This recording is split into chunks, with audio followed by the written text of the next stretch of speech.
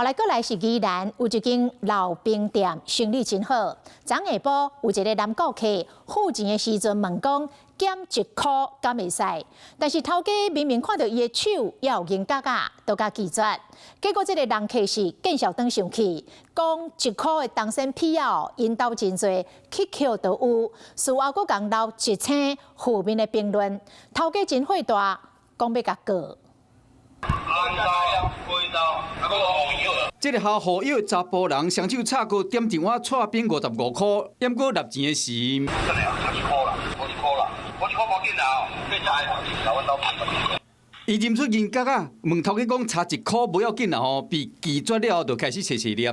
他还有整张的，也有零钱，跟我说，哎。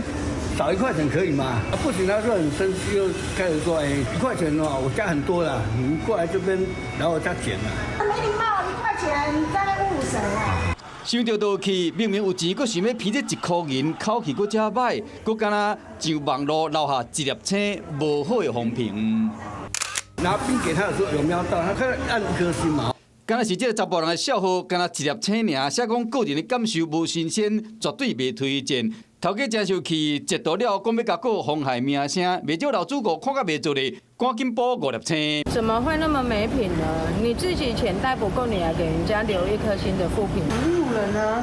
那有钱那你拿出来买就好了。我觉得蛮恶劣的，因为自己是本身有钱，不是说没钱啊。